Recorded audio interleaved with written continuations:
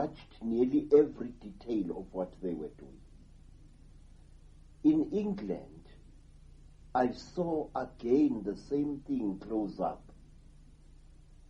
And again, the people concerned were not aware of my presence or the presence of the friend who had brought me to see what was happening.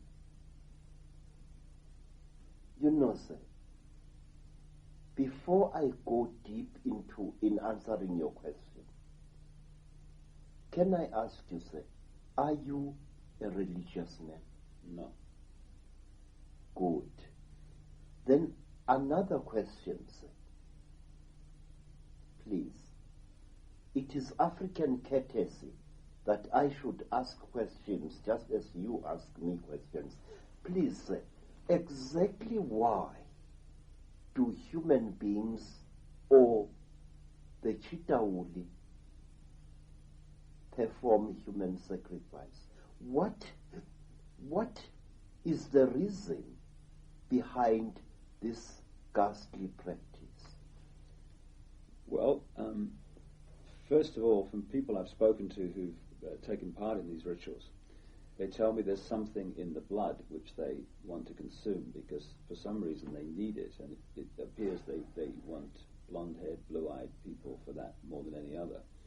And the other thing, I guess, is that if you can perform a very malevolent, terrifying ritual in a particular vortex point, then you're going to affect the energy field very powerfully. And another reason which we've talked about is that at the point of sacrifice, this evil eye, this hypnotic stare, which these Chitahuli crossbreeds and the Chitahuli themselves seem to have, can suck a person's energy, consciousness out of their body. Yes, sir. But are you aware, Mr. David Icke, that people performing human sacrifice perform it for very, very serious and in a strange way, diabolically logical reasons, and very, very selfish ones? Go ahead. Sir, there is something about human sacrifice which I beg to reveal to you. I am an initiate of over 7 great initiations, and I have learned many things which would shock a saint. And one of these is this: the basic reason behind human sacrifice is immortality, or rather longevity. When a great person feels that he or she is about to die, that great person does this. He or she orders the kidnapping of a particularly beautiful young person, usually a woman, a young girl, a virgin. But this virgin must have certain spiritual characteristics. And these characteristics must be certain qualities of the mind. In short, the victim must be psychic. The victim must be very beautiful. And the first thing that is done with the victims, she is not killed outright. She is, how you say, she is, oh God, how can one say it? She is stripped naked, and she is bound hand and foot, and then you, the one about to sacrifice her, lie naked in the same bed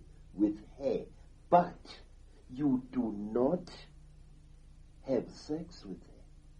Because if you do, the energy that you are building up for yourself will dissipate. You must lie with the victim. Usually she is blindfolded. And you must embrace her and hold her and try to symbolically swallow her, to try to draw from her the most important essence of herself. I'm sorry, I don't have the proper English to say this. Do you understand what I'm trying to say, sir? Yeah, absolutely. Your body must be moistened with fragrant oil, and so the body of the victim to be. And you must embrace this victim for a number of days. You're trying to make a vibrational connection with them, is that what you're trying to do? Sir. Yes, sir. Yes, sir. In fact, I can tell you, kings and inyangas and sangomas who lived well beyond their 100th year by simply taking a young virgin person, whether male or female, and lying with him or her in a ritual bed without any sexual penetration whatsoever. This is the key to true immortality, sir. This, I am telling you now, something which I am not allowed to tell anyone who is not an initiate and a Sanusi. But I want to tell you that there is much more to human sacrifice than you think. First, the life force of the victim has got to be drunk. Then, after the victim has been in your bed for a number of days or weeks or months, then she must be told that she's going to die. And she must be encouraged to try to escape. And she must be made to run. Run in a direction where you know there are people who will recapture her. When she is recaptured, she will have a particular smell on her, which is like that of an animal. You know, Mr. David, this may shock you as a white person, but I want to tell you these facts. Human sacrifice is much more than just cutting the throat of a victim. A long procedure is followed before you drink the energy of this young person.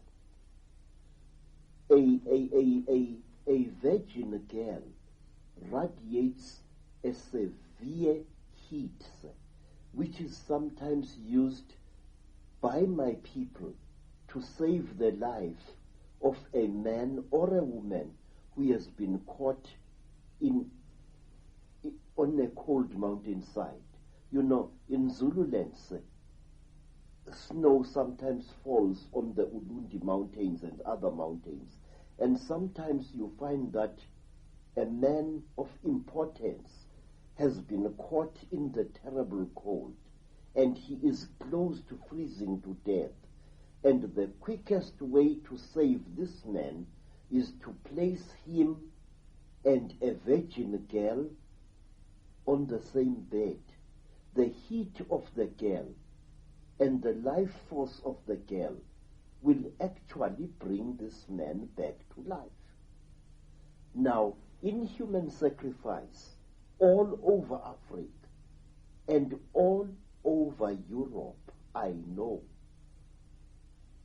the life force of the victim-to-be is first absorbed in various ways. And one way, of absorbing the life